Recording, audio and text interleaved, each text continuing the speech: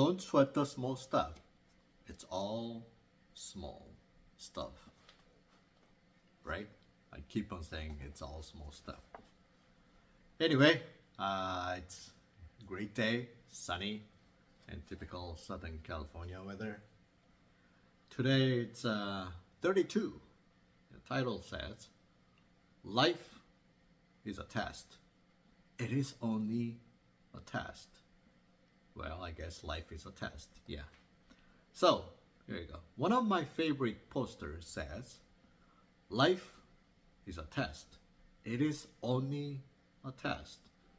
Had this been a real life, you would have been instructed where to go and what to do.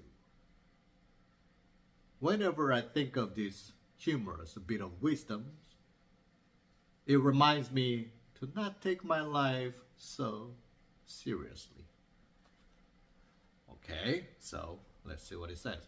When you look at life and its many challenges as a test or series of tests, you begin to see each issue you face as an opportunity to grow, a chance to roll with the punches.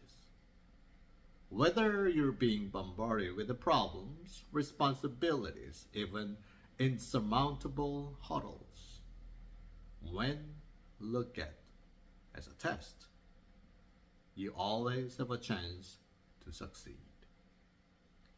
In the sense of rising above that which is challenging you. If, on the other hand, you see each new issue you face as a serious battle that must be won in order to survive, well, you're probably in for a very rocky journey. The only time you're likely to be happy is when everything is working out just right. And we all know how often that happens. Everything works just right. Well, if you have a one time in your lifetime, you're lucky. Mostly, not really. As an experiment, see if you can apply this idea to something you are forced to deal with. Perhaps you have a difficult teenager. Well, I have two teenagers. 15 years old boy and 12 years old girl. Pretty tough. Or a demanding boss. Well, you're working and your boss is pretty, commanding, micromanaging, something like that. See if you can redefine the issue you face from being a problem to being a test. So my kids just giving the test. Rather than struggling with your issue, see if there's something you can learn from it. Ask yourself, why is this issue in my life? What would it mean and what would be involved to rise above it? Could I possibly look at this issue any differently? Just ask. Can I see it as a test of some kind? Actually asking any situation, if you start asking that situation, not emotionally, just factfully, like why is there? What does it mean? Can I change? Can I shift the angle of the lens to look at? Well, you know what happens? It gradually, getting feel like it's doable and you're able to handle. If you give this strategy a try, you may be surprised at your changed responses. For example, I used to struggle a great deal over the issue of my perception of not having enough time. Well, we all have it, right? We always say, I don't have enough time. I would rush around trying to get everything done. Well, I guess we all do. I do once in a while. I blame my schedule, my family, and my circumstances, and anything else I could think of for my plight.